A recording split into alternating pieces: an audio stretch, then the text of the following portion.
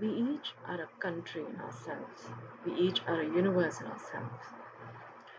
And each person is a topography of the universe that each person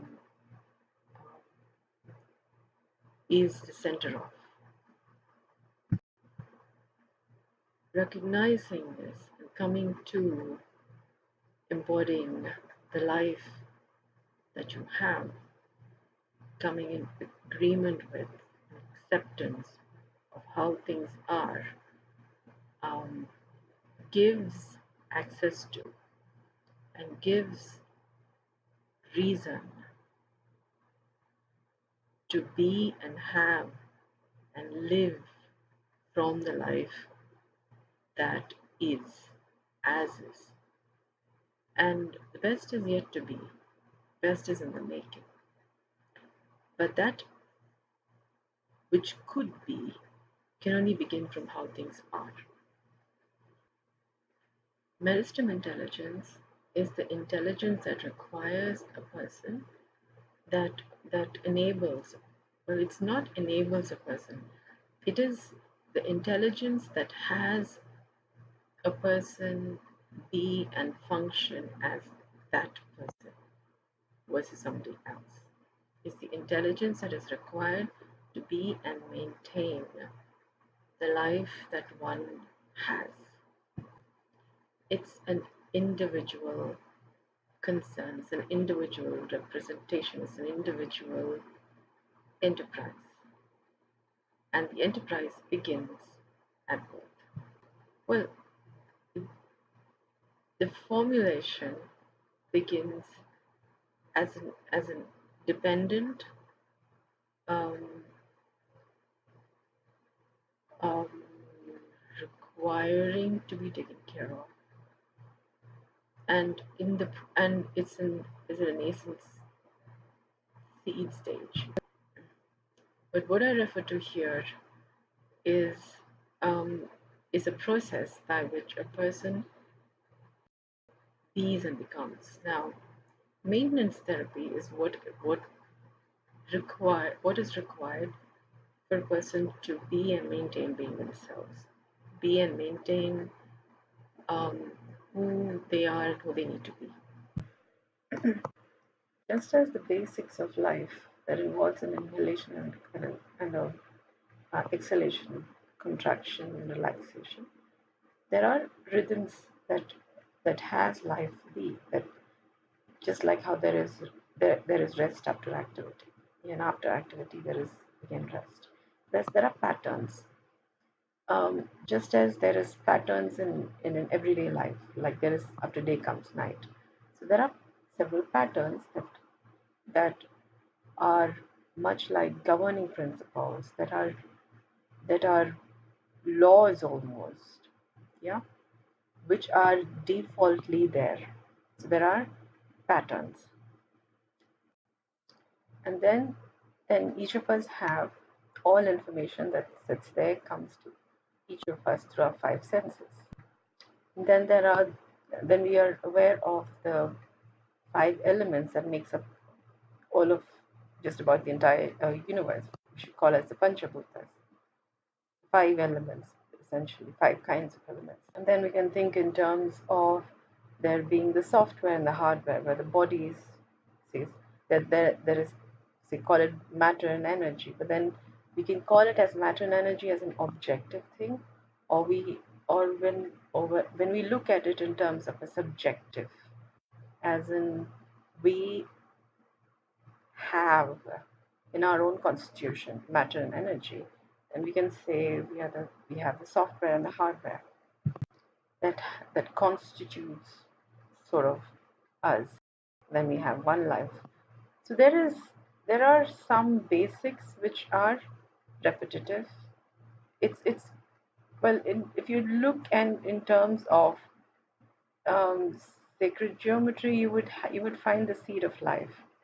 Now this is more information.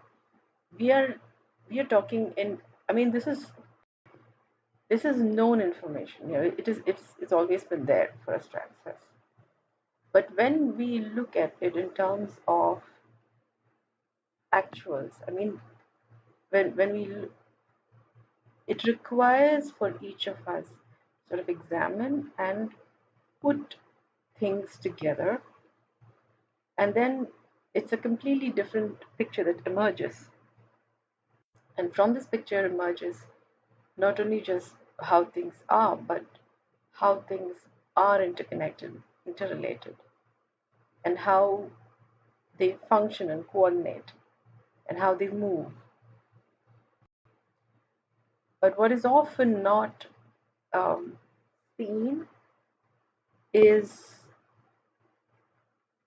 that there's a lot of what can be seen, and what is not seen is where there's a lot of um, struggle, there's a lot of strife, there's either fight, flight, freeze. Even with what you know, there is a lot of unknown, and what and that not only gives rise to several kinds of behaviors between what we know and what we don't know, but um, um, but it also gives varying experiences for each person, um, and these experiences um, form and becomes us, forms patterns by which we interact with. Some of them we automatically do. Then there are some that we are aware of and not aware of, and some that we don't even know that we don't know. There is So all of these different experiences together form our conscious, subconscious, and unconscious. Not only behaviors, but also experiences, but also in our knowledge domain, also forms individual person's intelligence, which gives one person the intelligence they have versus another person the intelligence they have versus another person. And now these and when different people with different intelligences interact, that gives rise to some very interesting dynamics. Yeah, which you can um, and our perception of what reality is varies, distorts, um, but the the issue is it doesn't stop there. The thing is, when we have not just one person thinking something, another person thinking something, but when we have a collective of people thinking similar things, and they are thinking, we call them the majority and the minority. When we have a majority thinking particular things, and they are particularly not seeing some things, then that gives rise to certain interesting facts. Like, for example, when we have a majority of people thinking about life in particular ways and they don't see certain other facts, then it has its own impacts on the planet. For example, on I mean, it's the same planet we have. There are perceptions that varies one person from one person to another, and perceptions are good to the extent that on to how they are affecting themselves and other people. But when we have large groups of people behaving in particular ways, and we are all behaving and interacting from a limited space, from a particular limited space, then what comes into effect is something what is called as a critical mass effect. And there, after a certain number of people behaving a certain way, when it exceeds a particular number, then it begins to have impact on the environment, in to other people, to other species, to um, other organisms, other elements in the environment. Now, which and this um, well, you would this partial blindness, yeah, gives rise to is what I see as one of the reasons why we have People thinking about outer galaxies, and we have different kinds of thinking about nuclear reactors, and we have we have can think of artificial intelligence and other things. At the same time, we can also see the effects of plastics and air pollution and water pollution and all of them not quite being addressed while we're living on the same planet. So this is there is a certain distortion of how what we perceive as good and bad and what is perceived as healthy and healthy. So this is giving rise to different kinds of experiences, which is not only which are different effects from the critical mass having exceeded the necessary common sense that is required. Yeah, when the collective's common sense has is not held by a certain critical mass, then we have these kinds of effects on the environment and its impacts not only on this generation but also on future generations. So there is a dire, well, I would like to rather say it's a dire need. Well, when we look at, we're talking about cities having air pollution to the extent that they need air masks, and I mean, yeah, we certainly are talking about some. Well, you're speaking about, okay, let's just say, wake up. We need to come to our common senses. So part of the work that I'm doing is helps people come to their common sense. And what I mean by common sense is, um, well, this is much more, well, let's say we are each made up of five senses. Yeah, all the information that comes to us comes through our five senses. And our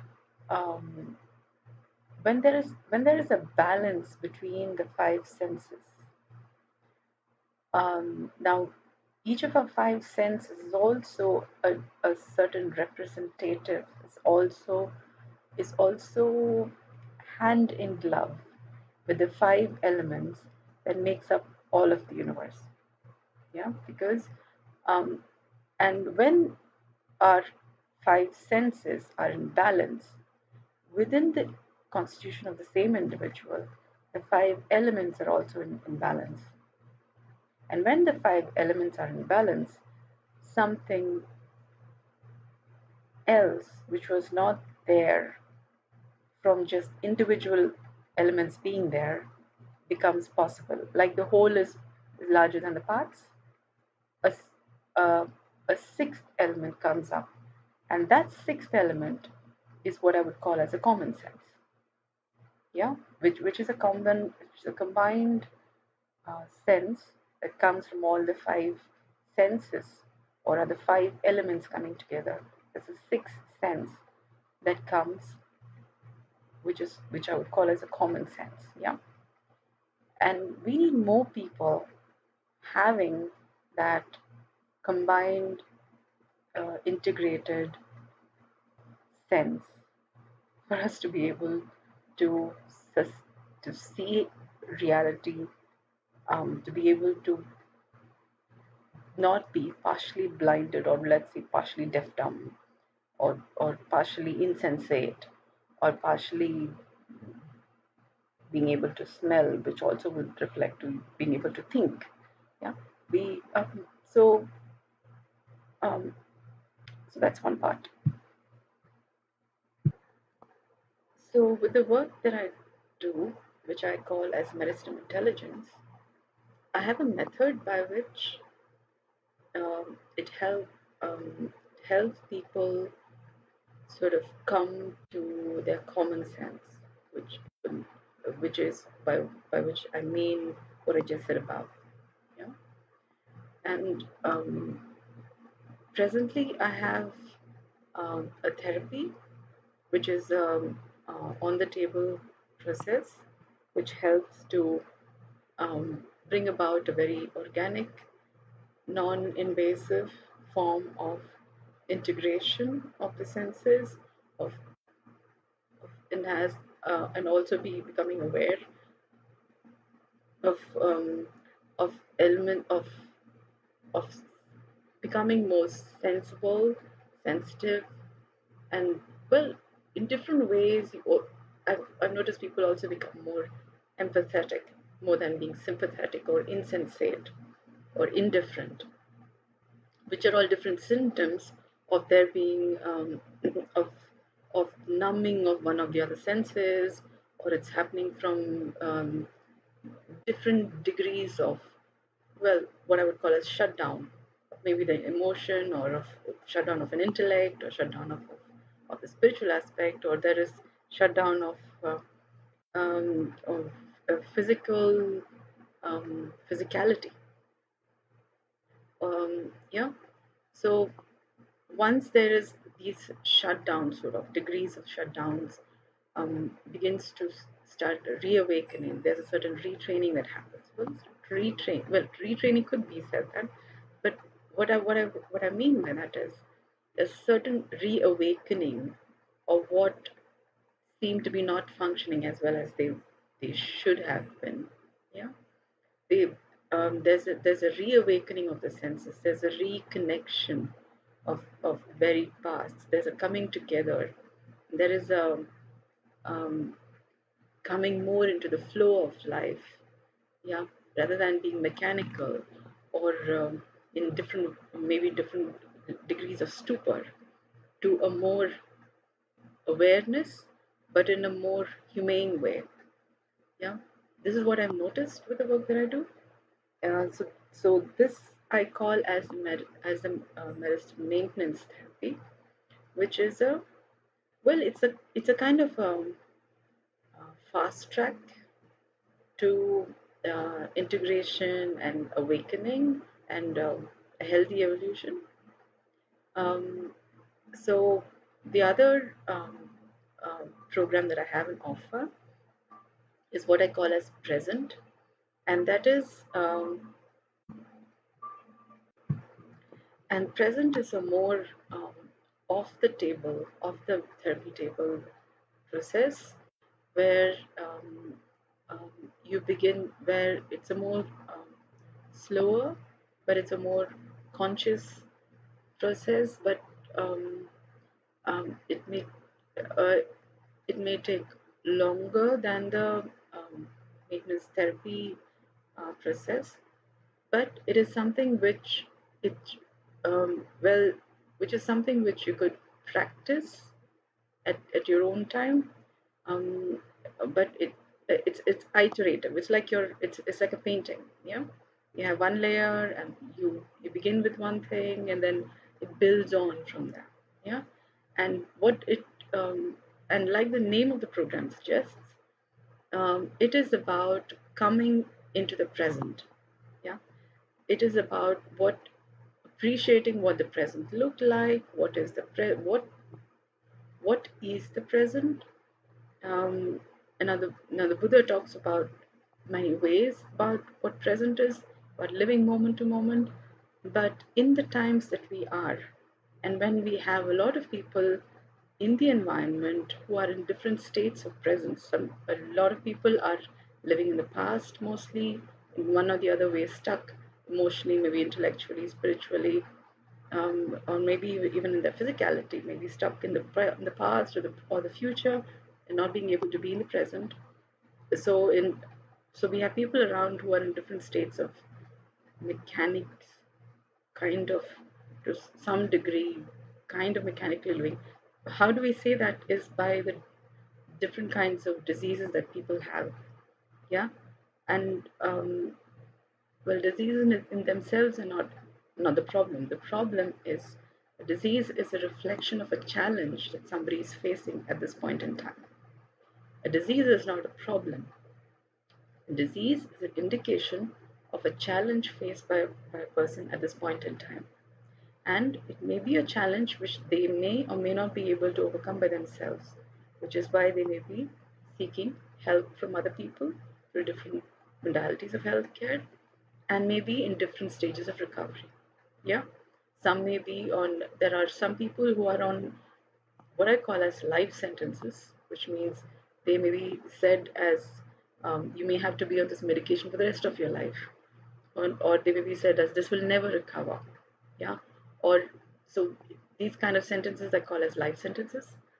And then there may be people who are in different stages of recovery. They may be on chronic medications, they may be on different kinds of therapeutic processes.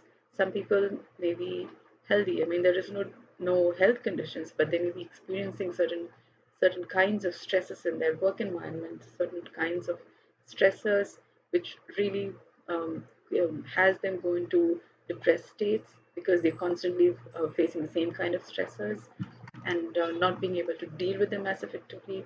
So there may be cases like headache, migraines, yeah, but what I'm saying is these people may not even be recognizing them as a disease. They may be saying, okay, I have a headache.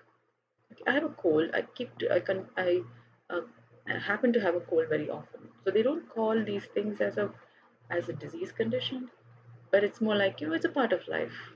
Or they have aches and pains here, and they've normalized it. Like, yeah, I have it, but then it's part of life. I'm aging. Age people have these things. But the thing is, in a lot of us do not. Um, this is what I call as a collective partial blindness, in the sense that we have normalized certain things. Like after a certain age, you call it as old age, and in old age you are expected to have, you know, certain aches and pains, and you're expected to have certain diseases, and your memory would be not as fast as so and then you are likely to be more dependent. So so there are certain accepted behavior, like this is how these groups of people will be. So this is collective partial blindness, and which is normalized. So we have a societal what to say provisions catering for these beliefs to be there in place. Yeah, so we have senior citizen benefits, and all these other things, so that to cater to these things, which means these these ways of thinking are not only normalized but expected and catered to. Yeah, so they are keeping these thinkings to be there in place. So when you say somebody, an aged person going for winning a black belt at the age of 85, or going for a marathon at the age of 100, they are seen as abnormal people. Okay, and or they're seen as superhumans. They are there. They may be have other kind of situations. They're not seen as healthy, or not seen as something that you're inspired about. Though, and even if you're inspired, you may be stuck in others are not doing it. What will they think if I'm going to do it? Yeah, so the environment is not supportive of such healthy healthy thought and behavior, and so how then would okay, now that is part of the problem, and the other part of the problem is when we have a lot of people in this spectrum of thought, this spectrum of limitations, then we have say, like we have several countries who are said to have more of aging population, and India is said to have now more young population. So we have, I mean, this happened to be how it is right now, but that is more statistical. We don't really know what the facts are. I mean, actually, how much of youth and things are in different countries. Now, with these kind of thinkings, we don't really know how in these other countries, how much are we just normalized spectrum of age people versus them actually being able to be young, but they have systems of belief to enable, to normalize, and to cater to limiting beliefs, and hence have a large population of aging, retiring people who can actually be productive, yeah, but who has been bracketed into not competent enough. So we have a problem that we are addressing here, and then there is social media um, talk about, we have these countries who are largely aging. What about the youth in those places? Okay, they would grow up thinking, who are listening to the social media, that I'm in a country largely full of old people.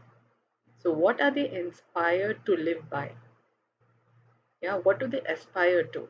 Because their environment, yeah, is apparently full of old people. Okay, and they need to now bridge, fight against the generation gap. Now, generation gap is um, quite another set of beliefs in themselves. Fight and um, different kinds of struggles. So we have interesting behavior patterns that's affecting not just us, but also um, how we, what possibilities we see, what inspirations we see, what dreams we make, yeah, what kind of work we do, yeah, what kind of activities we engage in. So these are all affecting not only our quality of life but our experience of living. Yeah, and it has its impact not just on our generations but also on future generations. We also, if you look around, you may have come across people who don't want to have children. Yeah, there may be several reasons that they're talking about, but if you just think about it, they are either not inspired, yeah, to pass on the genes, or they're not inspired to bring new people into the world, because the world is not good enough to bring new people into the world, which is a scary situation. What are we talking about? So we have behaviors which are counterintuitive, yeah, and it's pretty unhealthy. So we have a situation.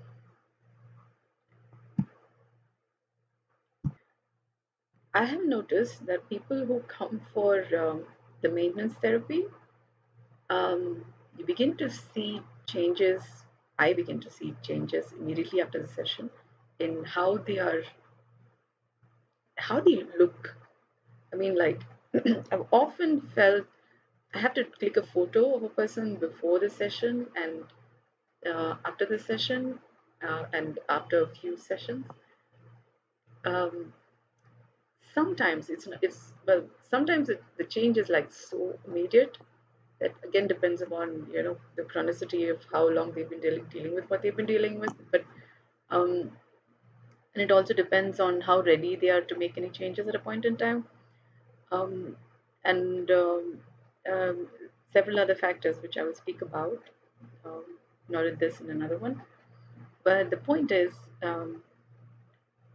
it's pretty remarkable. It's pretty awe uh, inspiring when I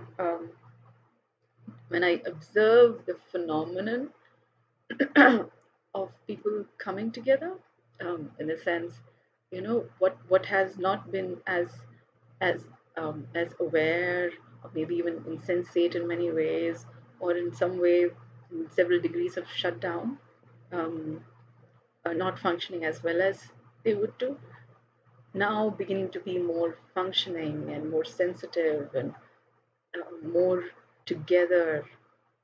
And it's a phenomenon, and I can never quite predict on how it will show up, except when I see it, it's like the different shades of the rainbow. It's not like the colorful, but well, if you think about it, well, people do have different shades of skin. People do have different um, constitution, how they look and how they behave, and what kind of choices they make. So that makes for something a lot more than just the rainbow colors. Okay, the variation between person to person, and between ethnicity, when you look at culture and religion, and where they come from, different. localities, different kinds of experiences, different births. I'm talking about, say, rainbow times 100.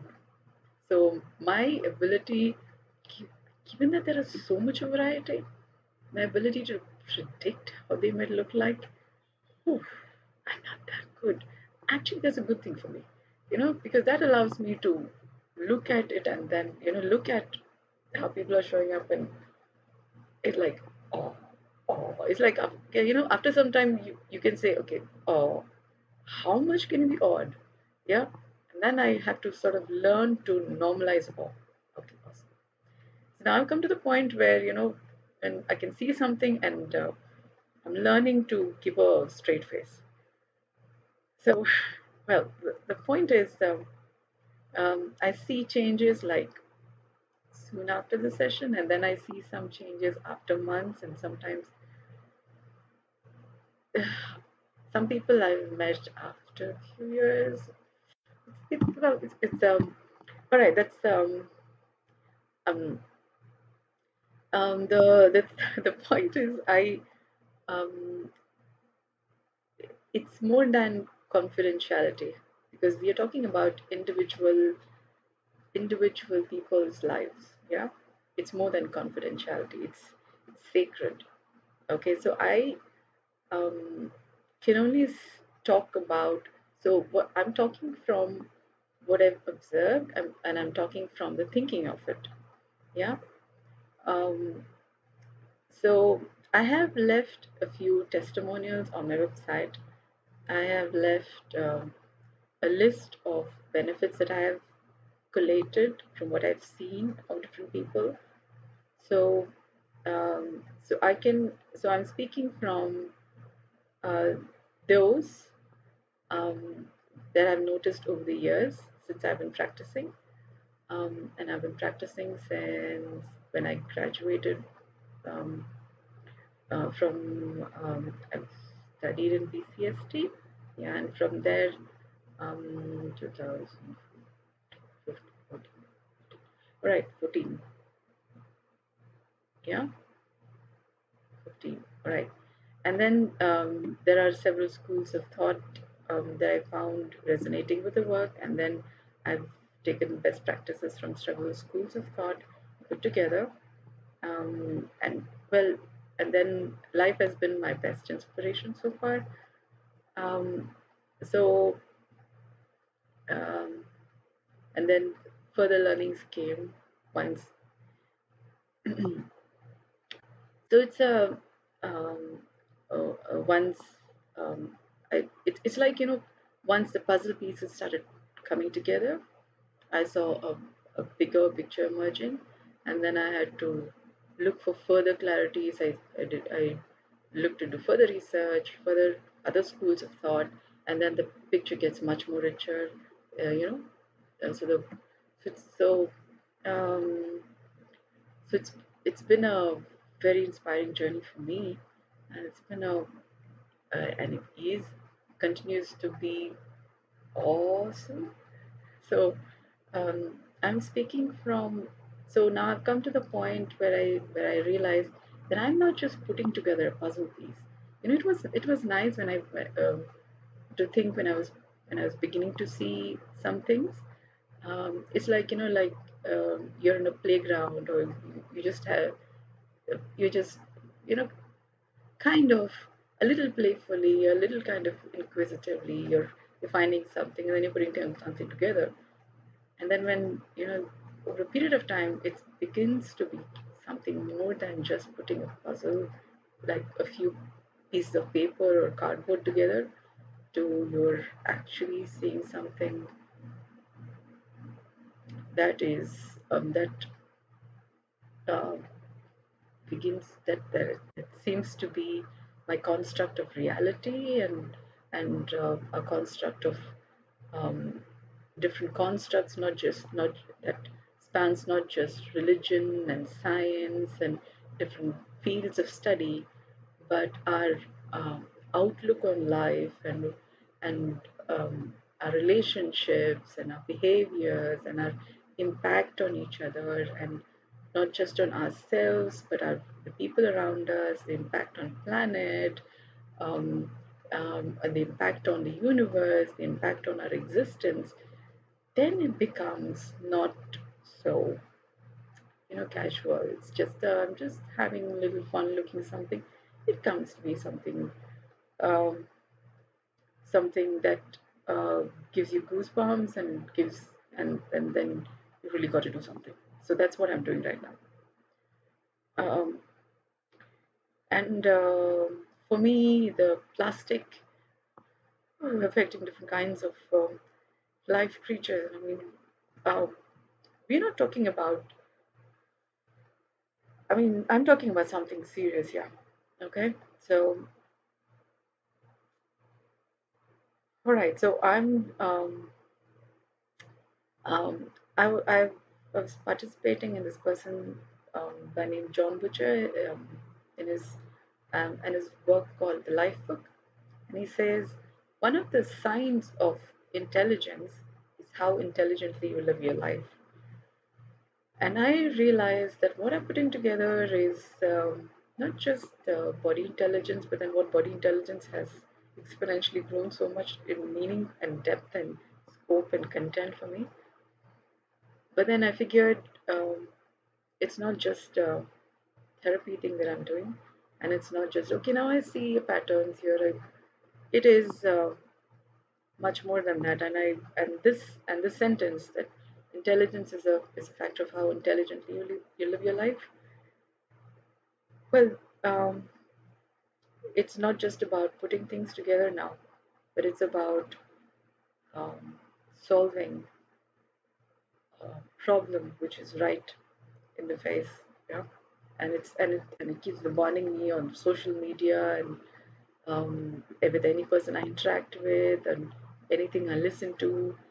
So it's something that I cannot not see. So I'm doing something about what I can see, and I'm hoping that I will be able to communicate um, effectively enough. That's something I'm working on myself. Um, to be able to communicate effectively, and that's one of the that's another problem that I'm facing. You may have heard a lot about this. That there are a lot of people talking, but hardly anybody. But there's difficulty in listening, and that's another problem that I'm facing. In communicating, you need people to listen, and people are having a difficulty listening because of so many factors. Now I have to facilitate people being able to listen, and then I need to communicate. So my communication issue is a ooh, okay. So that's a another part of the puzzle that I that sort of fits in this whole buckyball of the issue, which is a construct of life and what life is and how it functions. Okay, so I realized you got to eat a cake piece by piece. So I'm living life right now, one moment at a time, addressing what I can, doing the right thing, um, one one topic at a time. So I've been attempting to put some of my thoughts in addressing something that I see through my YouTube channel, through Instagram, where possible. But I'm talking about I'm talking about something more than eating cake. Okay, I'm talking about something that affects you and me and our future generations. Um, uh, it's about peacefully living. It's about world peace. It's about coming home to Earth. It's about being uh, happy. All right, one moment at a time, and one thing at a time. Right now, maintenance. It's on high priority. Okay, so I am uh, decidedly working on having maintenance be there. Okay, it's not just about the sweeping the floor, doing, eat your veggies, do your exercise. It's a lot more than that. Okay, so um, it's more like, maintain the five elements, maintain being able to sense with all your five elements. Um, so um, we will go one step at a time. I have a method to how to enable this, to how to facilitate this. And My issue has been about communicating and communicating effectively, but I realize that with whatever level of communication I have, it is important that I speak, and some of the things that I'm speaking needs to be said again and again and again. So I figured I will learn how to speak as you know, the path appears as you walk, the path appears. So I'm just trusting that wisdom that is there, that somebody has been kind enough to speak about. So I'm just doing what I can right now. But there is this work that I do, and I've seen that it is effective for many people. So opening the opening the shop, I'm opening the door, I'm inviting people to ask questions, inquire, contact me. We can speak further, and again we can interact over online, or we can. There is some of the work that we can do online. There is some of the work that requires therapy. Work requires work on the therapy table. So you would need to contact me, actually meet. It's a one-on-one thing, in person. But we can get the discussions beginning. We can begin the work on present. So that would be, even though it's slower, still has something be possible. It has something good and effectively possible. So, um, so do contact, do ask. Yeah, we got a lot. We got a lot of work to do. So please, I invite you to be part of this movement of. Um, I hope you see the value and the urgency for us to have our individual and collective common sense be better, um, for to sustain and subsist life, and not only for us but also for future generations.